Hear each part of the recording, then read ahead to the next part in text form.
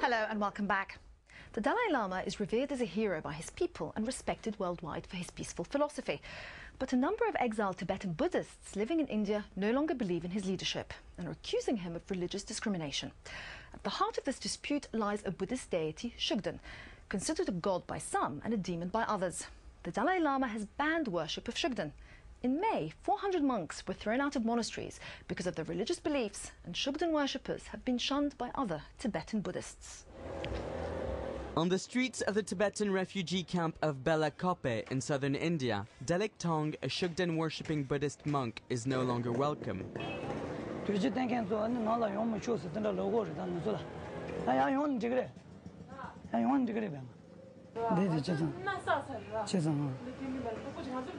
The Dalai Lama has asked the Tibetan community to stop the worship of the 400-year-old deity Shugden.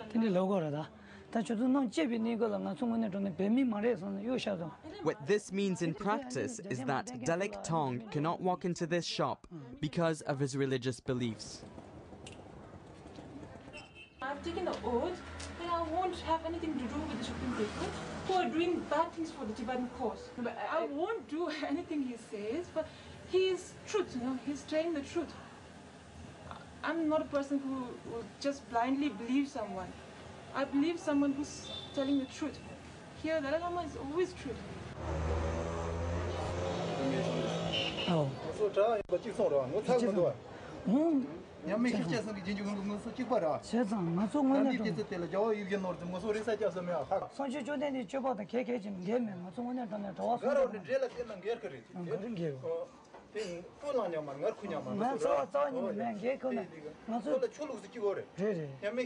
For some, Shugden is an idol that protects you from harm. For the ones who follow the teaching of the Dalai Lama, Shugden is simply a spirit that brings evil.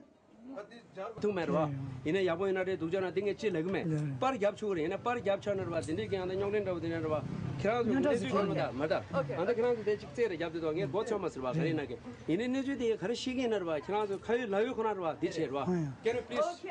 I say.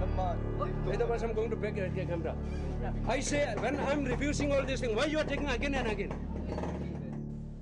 Now, this deity is at the center of the controversy. On the one hand, the Dalai Lama wants to ban it. On the other, there are more than 4 million people across the world who worship Dorje Shugden.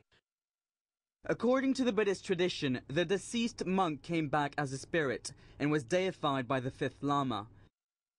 Ever since, Shugden has been revered as a protector deity. The worship of Shugden is a sensitive issue that's creating tension within the exiled Tibetan community. Last January, the Dalai Lama asked his community to stop the worship of the 400-year-old deity so as to end the divisions.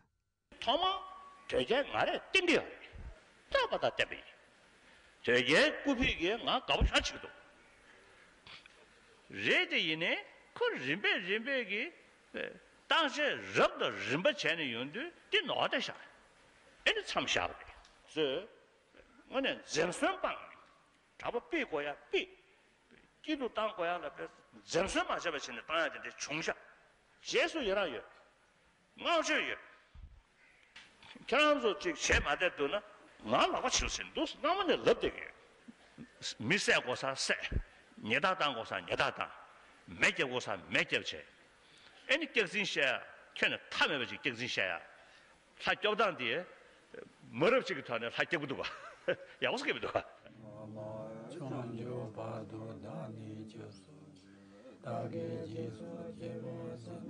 For May and her family, Shugden remains a protector. Her family have been worshipping the deity for generations. Because they have defied the rule of the Dalai Lama, they have been ostracized from the community. They have made separate rules for us.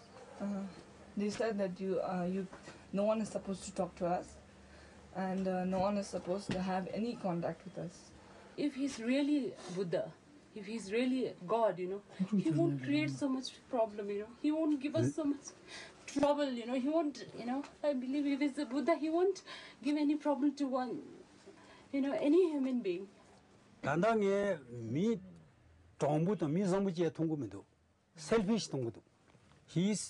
He is doing his own wish. The decision to ban the worship of Shugden was taken here in Dharamsala. Since 1960, there are 46 MPs working here to decide over the affairs of Tibet and the refugees living here. This is the heart of Tibetan democracy. Did you debate about the Shugden in Parliament? Yeah, there was no argument. There was no argument. Because if there is some oppositions, then there will be argument. But there's no opposition. We do not have any doubt about Dalai Lama's decisions. We do not take, he is a human being. He is a superhuman being and he is God, you know, he is Avalokteshwari.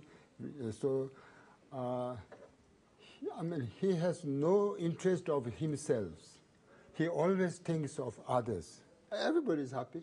Our system is everybody happy because there is a democratic, fully democratic. Everybody can experience whatever he likes, you know. So why are Shugden people discriminated from the community? We asked the Prime Minister what he thought about the signs posted outside the shops. That's true. Who have not dissociate the perpetrating the spirit kindly not come in this shop. This is very clear.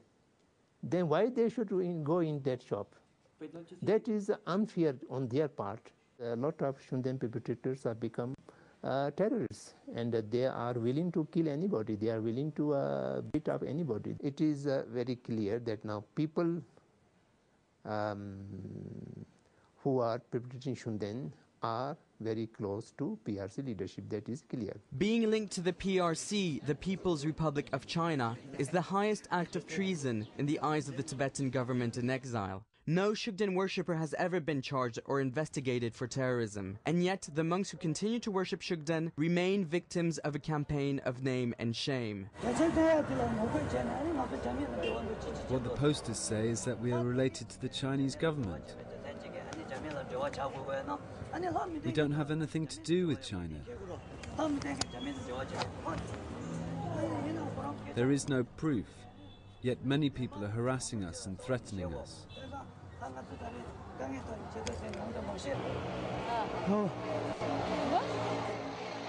Fearing for their lives, these Shugden monks are now living in hiding in a monastery in southern India, where they sought refuge after being told that they must leave their monastery. Now, these monks living here in India have taken the matters into their own hand. They've decided to take the Dalai Lama to court on the ground that he's breaching their freedom of religion. Tupten is on a campaign to gather evidence of religious discrimination. Why I am here means I am working very hard for religion freedom. I fight for religion freedom, so therefore I am here. There is no chance to religion freedom. Where? No, if you fight for religion freedom to the Tibetan exile government, then automatically they will put your picture in the poster and nobody say, don't talk with them, don't listen for them. So therefore we haven't any chance to tell our truth all over the world. With the help of the rebel monk Kundalini Rinpoche, they are taking the most famous ex-Shugden practitioner, the Dalai Lama himself, to court. So there is no democracy. The man Dalai Lama talks about democracy, talks about compassion, talks about dialogue, talks about understanding, talks about a solution. But for us, there is no solution. There is no dialogue. There is no understanding. There is no compassion. Because in his perception, we are not human beings. We are just evil. We are evil and we are agents of the Chinese. That's what it is. It's as simple as that. From all this, he may have some kind of followers in some NGOs or in some. With just a few days to go before the Delhi High Court hearing, Kundalini and Tupten meet with their lawyer. In India, we have a total separation of powers. It is certainly a case of religious discrimination in the sense that if within your sect of religion you say that this particular deity ought not to be worshipped, and those persons who are willing to worship him, you are trying to excommunicate them from the mainstream of Buddhism, then it is a discrimination of worst kind. No matter what the outcome of the court case, in a country where millions of idols are worshipped, Attempting to ban a deity is an uphill battle, one in which many Buddhist monks have lost their faith in the spirit of the Dalai Lama. Earlier this month, the Dalai Lama's lawyers requested a 3-month extension on the grounds that he was ill. The case will be heard on the 9th of December and we'll definitely keep you updated. That's it for this edition of People and Power. Now, if you'd like to comment on our report or any other matter, we'd love to hear from you on the usual address, aljazeera.net/English. Until next time, goodbye.